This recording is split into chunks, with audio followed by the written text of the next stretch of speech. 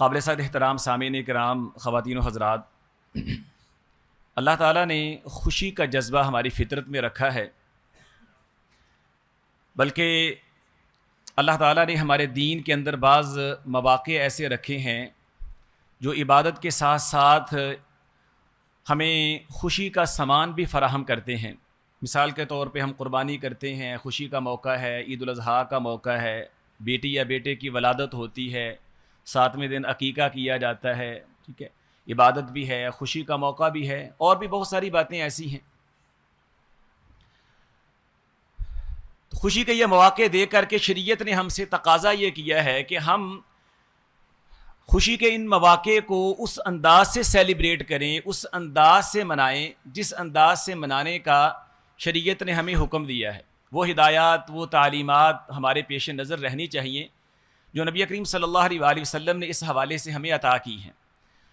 اگر ہم ان کی پابندی نہیں کریں گے تو پھر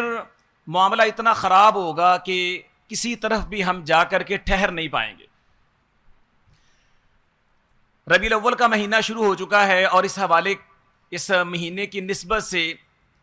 یہ بات معروف ہے کہ نبی کریم صلی اللہ علیہ وآلہ وسلم کی ولادت با سعادت اس مہینے میں ہوئی، اور نبی کریم صلی اللہ علیہ وآلہ وسلم کی اس جہان میں آمد تمام مسلمانوں کے لیے خوشی کا باعث ہے، اس میں کوئی دوسری رائے نہیں ہے۔ میں نہیں سمجھتا کو آدمی اپنے آپ کو مسلمان کہلاتا ہو اور اپنے آپ کو مسلمان سمجھتا ہو اور اسے نبی کریم صلی اللہ علیہ وآلہ وسلم کی ولادت یا دنیا میں آمد سے خوشی نہ ہو۔ ہر مسلمان اس پہ خوش ہے، بلکہ انتہائی خوشی ہے اس کو۔ لیکن بات یہاں پہ آ کے پہنچتی ہے کہ یہ خوشی ہم نے منانی کس طرح ہے۔ واقعتاً ہم سب کو خوشی ہے، تو اس موقع پہ خوش ہونے کا شریعت ہم سے کیا تقاضا کرتی ہے؟ ہم اپنی مرضی سے جیسے چاہیں خوشی منائیں، جو من میں آئے وہ کر لیں، جو طریقہ ہمیں اچھا لگے، بہتر لگے، ہم اس کے مطابق خوشی منانا شروع کر دیں، یا شریعت نے اس حوالے سے ہمیں ہدایات دی ہیں۔ حضرات، میں یہ سمجھتا ہوں بعض لوگ اس معاملے میں ڈیبیٹ بھی کرتے ہیں، بحث مباحثہ بھی ہوتا ہے، بہت ساری باتیں بھی ہوتی ہیں، کوئی اسے سنت کہتا ہے اور بہت زیادہ ثواب کا درجہ دیتا ہے، کچھ اسے غلط بھی کہتے ہیں اور بدعت کا حکم بھی لگاتے ہیں۔ میں اس معاملے میں یہ سمجھتا ہوں کہ میں اس مقام پہ نہیں ہوں کو بڑا فیصلہ کروں، لیکن ایک نقطہ آپ کے سامنے پیش کرنا چاہتا ہوں۔ قرآن و حدیث کی روح سے جو میں نے سمجھتا ہے کہ نبی کریم صلی اللہ علیہ وآلہ وسلم کی سنت کو آپ کی سنت کے مطابق لینا، سیلیبریٹ کرنا، یہ سنت ہے، یہ خوشی ہے۔ اور جو چیز آپ نے ہمیں عطا کی ہے اس کو اپنی مرضی سے منانا، یہ غیر شرعی طریقہ ہے، اس کو آپ بدعت بھی کہہ سکتے ہیں۔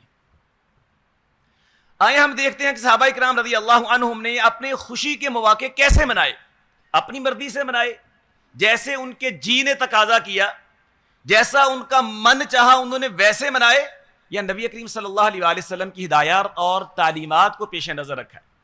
ہماری سیدہ عائشہ رضی اللہ عنہا، ان کے بھائی ہیں سیدنا عبد الرحمن بن ابو بکر رضی اللہ عنہما، ان کے ہاں ایک عرصے سے اولاد نہیں تھی۔ اب شاید اللہ تعالیٰ نے کی امید پیدا کی تو ان کے گھر کی ایک خاتون یہ کہنے لگی، اگر عبد الرحمن کے گھر میں کوئی اللہ نے خوشی دکھائی، بیٹا ہوا، تو ہم عقیقے میں بڑا جانور اونٹ ذبح کریں گے۔ ہماری سیدہ عائشہ رضی اللہ عنہا کو جب یہ بات معلوم ہوئی، اب خوشی ہے، اللہ کی راہ میں یہ جانور پیش کرنا ہے، لیکن خوشی منانے کا طریقہ وہ اختیار کیا جا رہا ہے جو اللہ کے رسول صلی اللہ علیہ وآلہ وسلم نے نہیں دیا۔ اب بجائے خوش ہونے کے، اس کو اچھا سمجھنے کے، ہماری سیدہ عائشہ رضی اللہ عنہا کا ری ایکشن اور رد عمل کیا ہے؟ فرمانے لگی، برملا کہا، معاذ اللہ، بھئی اللہ کی پناہ، ہم ایسا کام نہیں کریں گے، بل السنت افضل۔ نبی کریم صلی اللہ علیہ وآلہ وسلم نے اس موقع پہ خوشی منانے کا، ہمیں جو سنت ادا کرنے کا طریقہ دیا، ہم اس پہ عمل کریں گے۔ اپنی مرضی پہ کوئی کام کرنا، اپنے من کے مطابق چلنا، یہ درست نہیں ہے، بلکہ سنت کو فالو کرنا افضل ہے۔ اور پھر انہوں نے اس سنت کی وضاحت بھی کی، عن الغلام شاتان مکافئتان، کہ لڑکے کی طرف سے 2 چھوٹے جانور ذبح کیے جائیں گے اور لڑکی کی طرف سے 1 جانور ذبح کیا جائے گا۔ اور صحابہ کرام رضی اللہ عنہ کا یہی طرز عمل تھا۔ عید الاضحیٰ کا موقع آیا، سیدنا برا بن عازب رضی اللہ عنہما کہتے ہیں کہ میرے ماموں ابو بردہ بن نیار رضی اللہ عنہ، اب شریعت نے ہمیں حکم کیا دیا ہے کہ پہلے ہم عید الاضحیٰ کی نماز پڑھیں گے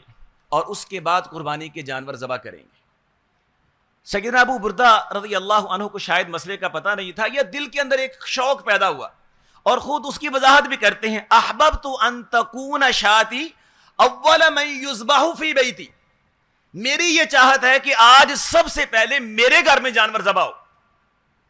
ٹھیک ہے، سب سے پہلے قربانی میں کروں، ٹھیک ہے۔ اب انہوں نے پھر کیا کیا، جانور ذبح بھی کر دیا، صبح کی نماز پڑھی، نماز پڑھنے کے بعد جانور ذبح کر دیا، عید کی نماز ابھی ہوئی نہیں تھی،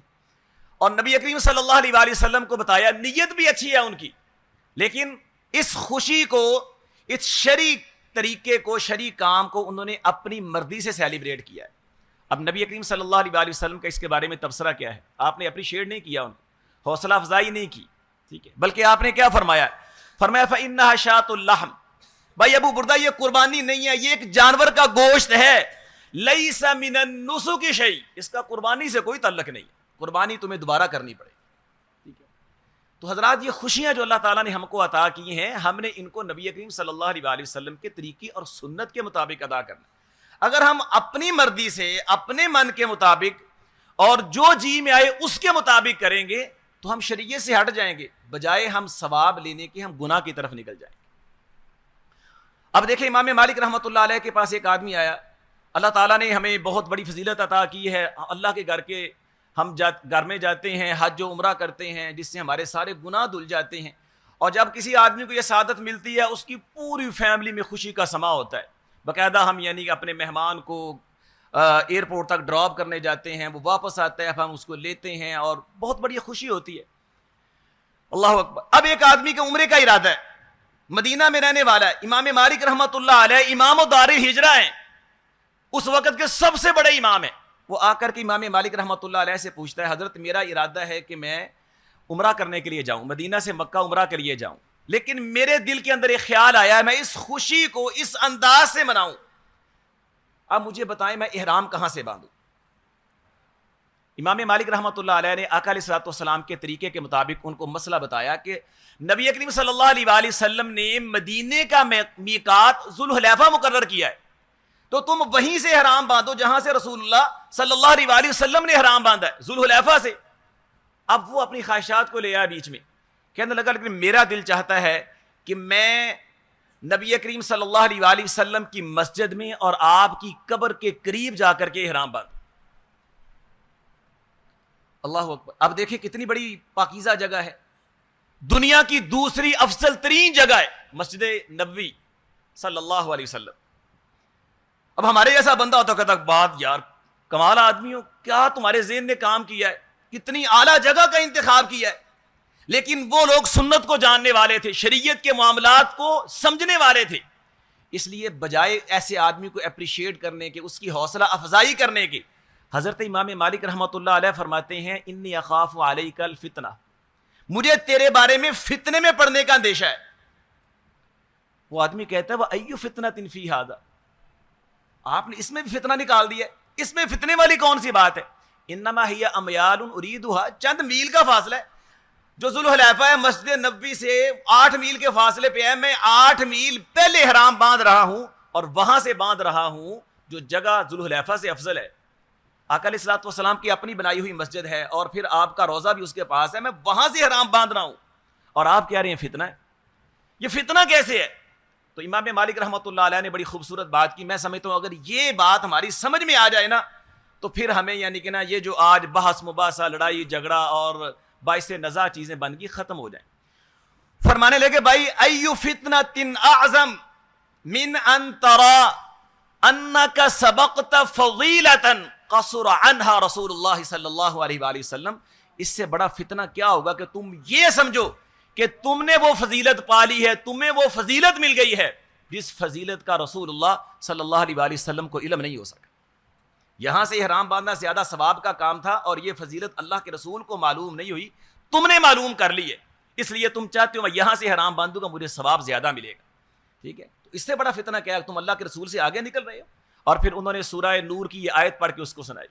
فَلْيَحْذَرِ الَّذِينَ يُخَالِفُونَ عَنْ أَمْرِهِ أَن تُصِيبَهُمْ فِتْنَةٌ أَوْ يُصِيبَهُمْ عَذَابٌ أَلِيمٌ۔ ان لوگوں کو ڈر جانا چاہیے جو آقا علیہ الصلوۃ والسلام کے حکم کی مخالفت کرتے ہیں، وہ کسی فتنے میں جا پڑیں یا ان کو دردناک عذاب آ جائے۔ حضرات یہ چند مثالیں آپ کے سامنے پیش کی ہیں جو ہمارے سامنے یہ نقشہ اور ایک تصور پیش کرتی ہیں ہم نے اپنی خوشیاں کیسے منانی ہیں، ٹھیک ہے۔ صحابہ کرام رضی اللہ عنہم خوشیاں کیسے منایا کرتے تھے، نبی کریم صلی اللہ علیہ وآلہ وسلم نے جن چیزوں کے کرنے کا حکم دیا ان کو کیسے کیا کرتے، اپنی مرضی سے، اپنے انداز سے، اپنے اسلوب سے، اپنی خواہش سے، اپنی مرضی سے نہیں، بلکہ رسول اللہ صلی اللہ علیہ وآلہ وسلم کی مرضی سے کیا کرتے تھے۔ آپ کی شریعت، آپ کے اسلوب اور آپ کے بتائے ہوئے منہج اور طریقے کے مطابق کیا کرتے، بلکہ وہ تو اس قدر بے باک تھے۔ حضرت عثمان بن ابو العاص رضی اللہ عنہما کو ایک آدمی نے دعوت دی کہ زمانہ جاہلیت سے یہ طریقہ چلا آ رہا تھا، کسی کے ہاں بیٹا پیدا ہوتا، پھر اس کے بعد جب اس کے ختنے کرائے جاتے تو دعوت ختنہ کا اہتمام کیا جاتا تھا، جس میں فیملی کو اور دوست عزیز و اقارب کو بلایا جاتا اور ایک محفل برپا کی جاتی اور اس میں اور بھی بہت کچھ کیا جاتا۔ حضرت عثمان بن ابو العاص رضی اللہ عنہ کو جب یہ دعوت دی گئی تو انہوں نے برملا کہہ دیا، کہتے بھائی میں تیری دعوت قبول نہیں کروں گا۔ عہد رسالت میں نہ یہ دعوت کی جاتی تھی نہ ہم جایا کرتے تھے۔ جب یہ خوشی کا انداز اللہ کے رسول نے نہیں دیا، ٹھیک ہے، صحابہ کرام نے اس پہ عمل نہیں کیا، بھائی میں تیری دعوت قبول نہیں کروں گا، تو ناراض ہوتا ہے تو ناراض ہو، ٹھیک ہے، نہیں ناراض ہوتا تو تیری بھلا ہے، ٹھیک ہے۔ تو یہ تھا صحابہ کرام رضی اللہ عنہم کا طرز عمل، اس کو ہم سامنے رکھیں۔ جب ہم اس ڈگر پہ، اس نتیجے پہ رہیں گے تو انشاءاللہ ہم سنت کے محافظ رہیں گے، اختلافات نہیں ہوں گے، نزاعات نہیں ہوں گے۔ لیکن اگر ہم اس کے اندر اپنی خواہش، اپنی مرضی، اپنا طریقہ، اپنا انداز لے آئیں گے، پھر اتنا بگاڑ، اتنا فساد پیدا ہوگا، سنبھالے نہیں سنبھالا جائے گا۔ آپ دیکھ لیں اب اس خوشی کے نام پہ، اس جشن کے نام پہ، اس عید کے نام پہ کیا کیا گل نہیں کھلائے جا رہے، جو جس کے جی میں آتا ہے، جو مرضی میں آیا نہیں کیا جا رہا۔ مجرے تک ہوتے ہیں، ٹھیک ہے، پہلے بات یعنی جھنڈیوں تک تھی، چراغاں تک تھی، اب تو نعوذ باللہ یعنی کہ نا باقاعدہ کیک کاٹے جاتے ہیں اور اونچی اونچی آواز میں انڈین گانے چلتے ہیں۔ بلکہ پچھلے سال آپ نے دیکھا ہے کہ اس موقع پہ اور ملتان والوں نے حور بھی برآمد کر لی، ٹھیک ہے، باقاعدہ طور پر اس کا دیدار کروایا گیا، ٹھیک ہے۔ تو اس لیے بعض اہل علم کہتے ہیں بھائی بدعت بانج نہیں ہوتی، ٹھیک ہے، جس طرح دریا میں طغیان نہیں آتی ہے، وہ اپنے رستے بدلتا ہے، ادھر نکل گیا، ادھر نکل گیا، تو یہی حال بدعت کا ہوتا ہے۔ جب اہل بدعت کا سیلاب آتا ہے تو پھر یہ پتہ نہیں کئی جگہ سے رستے نکالتا ہے۔ تو اللہ کے لیے یعنی کہ نا اس میں کوئی لڑائی جھگڑے والی، کوئی فتوے والی بات نہیں ہے۔ آئیں صحابہ کرام رضی اللہ عنہم کے منہج پہ ٹھہر جائیں، ٹھیک ہے، ہم غور و فکر کریں کیا یعنی کہ نا وہ صحابہ کرام رضی اللہ عنہ کا جو طریقہ تھا، جس طرح انہوں نے اللہ کے رسول صلی اللہ علیہ وسلم کی دی ہوئی خوشیاں منائی ہیں، آپ کے احکام پہ عمل کیا، ہم بھی ویسے ہی ہو جائیں۔ انشاءاللہ جب ہم ویسے ہو جائیں گے تو سارے اختلافات اور یہ لڑائی جھگڑے بھی ختم ہو جائیں گے، اور انشاءاللہ اللہ تعالی ہمیں ثواب سے بھی مالا مال کرے گا۔ اللہ سے دعا اللہ ہمیں سمجھنے کی توفیق عطا فرمائے۔ وما علیہ الا البلاغ۔